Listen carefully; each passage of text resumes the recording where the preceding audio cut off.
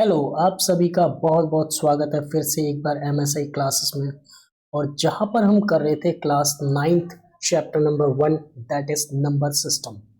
और उसका हमने कम्प्लीटली इंट्रोडक्शन कर लिया था और आज हम पहुंच चुके हैं एक्सरसाइज 1.1।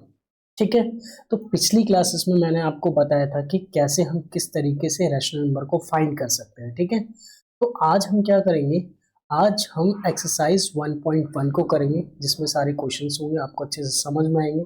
अगर आपने इंट्रोडक्शन को अच्छे से फॉलो किया है तो एक्सरसाइज को आपको समझने में ज़्यादा समस्या नहीं होगी। लेकिन अगर आप चाहते हैं कि मैं डायरेक्ट एक्सरसाइज करूं तो आप कर तो लेंगे, समझ में तो आ जाएगा, पर एक अंदर से फीलिंग नहीं आएगी कि आपको अच्छे से समझ में आया है। तो चलो मैं आपको लेके चलता हूँ एक्सरसाइज 1.1। ये देखो, ये है एक्सरसाइज 1.1, एनसीईआरटी के बिल्कुल क्वेश्चन है, बिल्कुल वहीं से हमने पिक किए हैं। और इसमें जो पहला क्वेश्चन है ये एग्जाम में आपको देखने को मिलता है 1 नंबर के अंदर। ठीक है, तो इसको कैसे करना है देखो, इसमें बताया गया है, इसमें बताया कि is zero is a rational number.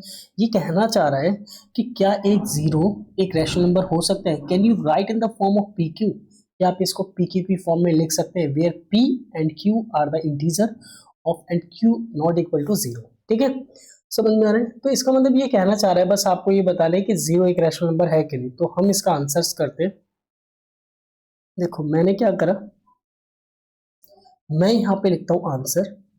Answer में क्या होगा, यस। ठीक है, zero is a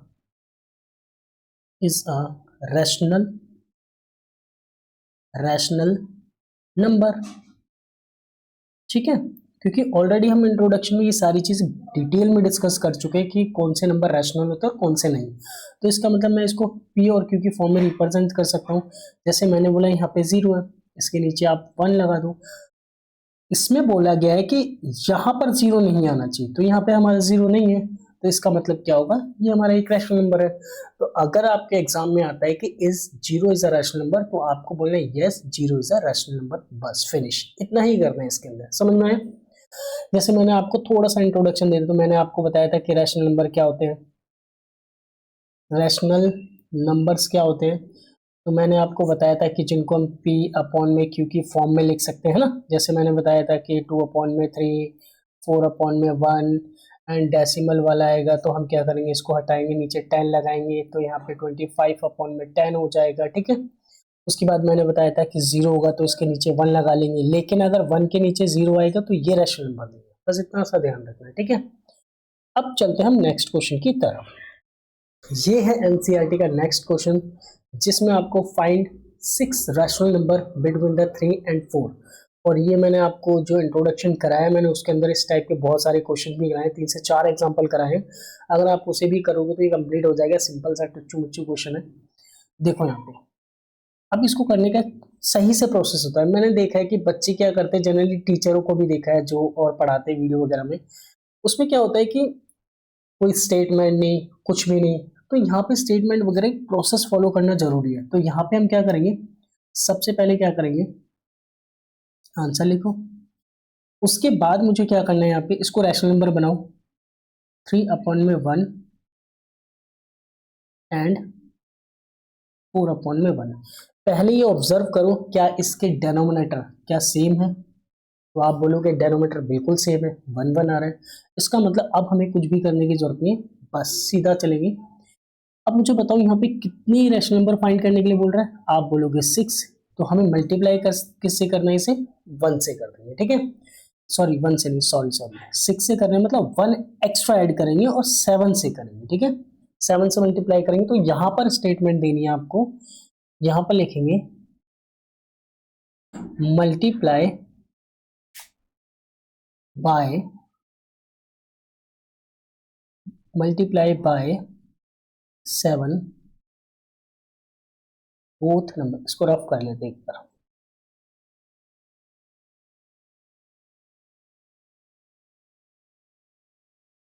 bar, rough कर लेते हैं, थोड़ा सा वेट करें। ठीक है, ताकि थोड़ा सा अच्छा लगेगा। चलिए, मल्टीप्लाई बाय 7 बोथ। ठीक है, अब आपको क्या करना है यहाँ पे, 3 अपॉन में 1 मल्टीप्लाई में 7 अपॉन में 7। ओके, अच्छा 7 3 जा कितना होता है 21 और 7 1 जा कितना होता है 7। ओके, फिर यहाँ पे लगाएंगे आप कॉमा, फिर यहाँ पर लिखेंगे नेक्स्ट 4 अपॉन में 1 और यहाँ पर मल्टीप्लाई करेंगे 7, नीचे भी आएगा आपका 7, तो 4 7 जा यानी कि 28 और 7 7 1 जा 7 1 जा 7।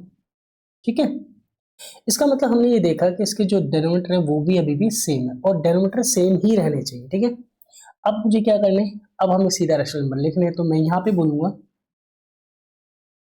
There are 6 rational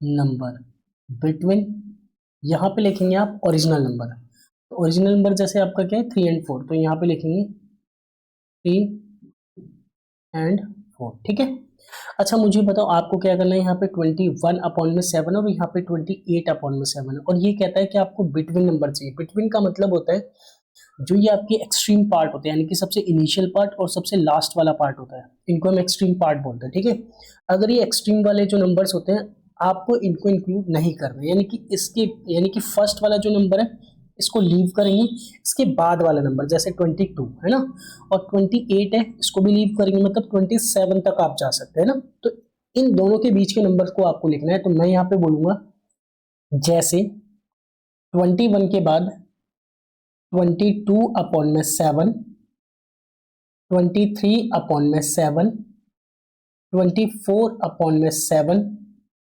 and 25 upon में 7, 26 अपॉन में 7 और 27 अपॉन में 7। 1 2 3 4 5 6, बस इतना सा करना था इसमें। ठीक है, और मैंने इसके 2-3 टाइप हैं, इस क्वेश्चन के 2-3 टाइप हैं, जो मैंने आपको 3 टाइप्स है। ठीक है, जनरली तो मैंने कि 3 के 3 टाइप्स मैंने आपको क्या करें इंट्रोडक्शन में कराए हैं। ठीक है, अगर आप देखना चाहें तो देख सकते हैं, बट अगर आपको जनरली बस क्वेश्चन करना है तो यहाँ तक ठीक है, बाकी आपको अच्छे से समझना है तो इंट्रोडक्शन जाना पड़ेगा। ठीक है, नेक्स्ट चलते हैं, क्वेश्चन नंबर ये हमारा 2 जो कंप्लीट हो चुका है। अब क्वेश्चन नंबर 3 पर चलते हैं। यहां पर देखिए इसने फिर से बोला है कि आपको क्या करना है, find the 5 rational number between 3 upon में 5 एंड 4 अपॉन में 5। ठीक है, तो हम क्या करेंगे, पहले इसको लिखेंगे आराम से, आंसर 3 अपॉन में 5, उसके बाद यहां लिखेंगे एंड 4 अपॉन में 5। आपने देखा कि ये रैशनल नंबर है क्योंकि अपॉन में और ऊपर नीचे दोनों में नंबर लिखा है, यानी कि न्यूमरेटर भी है डिनोमिनेटर भी है, और जो आपका डिनोमिनेटर है वो दोनों सेम है, तो इसका मतलब कोई प्रॉब्लम नहीं है, आप प्रोसेस आगे करें। तो मुझे क्या करना है, इसको 5 रैशनल नंबर निकालने हैं, तो इसमें 1 प्लस करेंगे तो यहाँ पे कितना होगा 6, यानी कि इसको मल्टीप्लाई किससे करेंगे 6 से, तो यहाँ पे करेंगे मल्टीप्लाई बाय 6 बोथ नंबर्स। ठीक है, तो आप क्या करेंगे 3 अपॉन में 5 मल्टीप्लाई में 6 और नीचे भी करेंगे 6, 6 3 से कितना होता है 18 और 6 5 से कितना होता है 13। ओके, फिर नेक्स्ट करेंगे 4 अपॉन में 5 इंटू में 6 और यहाँ पर भी करेंगे इंटू में 6 इजिकल टू 6 4 जा 24 और 6 5 जा 30। ठीक है, ये हमने नंबर्स निकालने हैं जिनके बीच में हमें क्या करना है रैशनल नंबर को लिखना है। यहाँ पर लिखेंगे देयर आर 5 रैशनल नंबर। ठीक है, बिटवीन, आपको ओरिजिनल नंबर लिखना पड़ेगा, बिटवीन 3 अपॉन में 5 एंड 4 अपॉन में 5। तो आप लिख सकते हैं यहाँ से 18 के बाद से, यानी कि 19 अपॉन में 30, 20 अपॉन में 30, 21 अपॉन में 30, 22 अपॉन में 30, 22 अपॉन में 30। यहाँ पे एक बार रफी कर लेते हैं,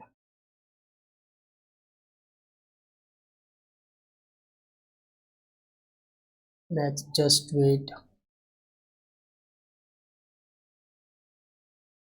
चलिए रफ नहीं हो रहा है, रफ करते हैं,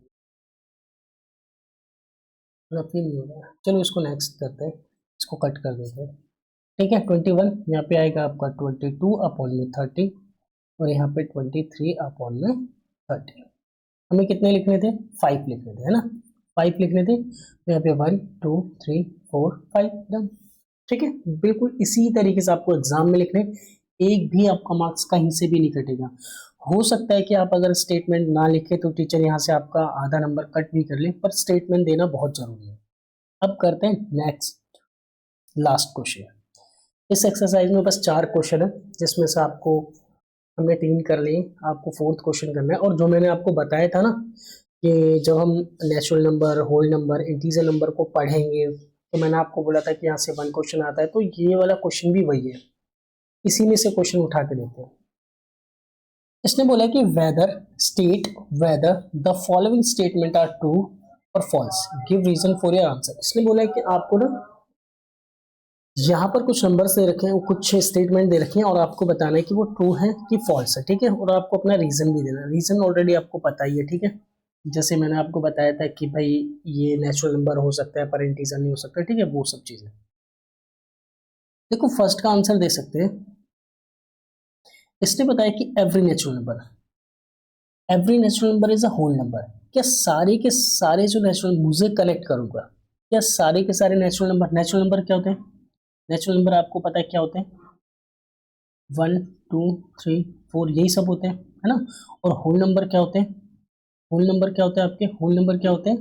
0 1 0 1 2 3 4 है ना। उसने बोला है कि क्या सारे के सारे नेचुरल, यानी कि ये सारे के सारे नेचुरल नंबर होल नंबर हो सकते हैं। तो भाई आप देखेंगे क्या होल नंबर के अंदर ये सारे नेचुरल नहीं आ रहे? आ रहे हैं ना। इसका मतलब हम यहाँ पे बोलेंगे कि yes, all natural numbers are the whole number.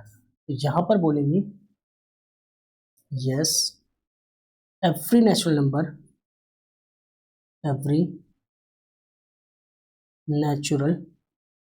Number is a whole number. ठीक है होल नंबर। यहाँ पे बोल सकते हैं ऑल, रीजन के तौर पे all natural numbers, all natural numbers lie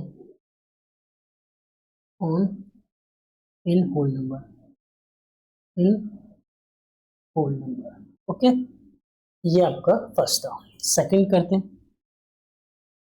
second में बोला है, सेकंड में क्या बोल रहा है कि every integer number is a whole number. इसने बोला है कि जो सारे के सारे इंटीजर्स होते हैं ना वो सारे होल नंबर्स हो सकते हैं। अच्छा इंटीजर क्या होता है एक बार मुझे बताओ। इंटीजर में मैंने आपको बताया था, इंटीजर का मतलब बताया था कि जिसमें क्या होता है आपका, क्या होता है इधर पॉजिटिव होते हैं और इधर आपके क्या होते हैं नेगेटिव। यानी कि इंटीजर के अंदर क्या आता है, इंटीजर के अंदर आपके नेगेटिव नंबर्स भी आते हैं, इंटीजर के अंदर आपके नेगेटिव नंबर्स भी आते हैं। लेकिन आपने देखा होगा कि होल नंबर के अंदर नेगेटिव नंबर्स नहीं आ सकते। और वो कह रहा है कि सारे के सारे integer, all these positive negative सब, इन सबको हम होल नंबर कह सकते हैं। भाई आप एक को होल नंबर बोलोगे, दो को नंबर बोलोगे, तीन को होल नंबर बोलोगे, जीरो को भी होल नंबर बोल सकते हैं, पर -1 को तो यू कैन नॉट से ना होल नंबर। तो इसका मतलब होगा ये स्टेटमेंट क्या है, सॉरी ये स्टेटमेंट क्या होगा, यहाँ पे फर्स्ट स्टेटमेंट आपकी क्या होगी, ट्रू हो जाएगी। ठीक है और जो ये वाली स्टेटमेंट है ये आपकी क्या हो जाएगी, फॉल्स हो जाएगी। ठीक है समझ में आ रहा है। तो हम यहाँ पे बोल सकते हैं, रीजन दे सकते हैं, ठीक है। Negative integers, negative integers integers do not lie in the whole number. समझ में आ रहा है, होल नंबर ये आपका सेकंड का आंसर। अब बात करते थर्ड में। इसने बोला है कि every rational number, third number में दे दिया एवरी रैशनल नंबर, थर्ड में क्या बोल रहे हैं, every rational number, every rational number is a whole number, is a whole number. ठीक है, ये आपको क्या बताना है, ये बताना है आपको। ठीक है, अच्छा इसने बोला, ध्यान से सुना, इसने बोला कि every rational number, every rational number मतलब होता है ऐसे नंबर जिसको पी अपॉन में क्यू की फॉर्म में लिख सकते हैं, यानी कि हम बोल सकते हैं कि फ्रैक्शन की बात होगी। जैसे अगर मैं रैशनल नंबर ले लूँ, यहाँ पे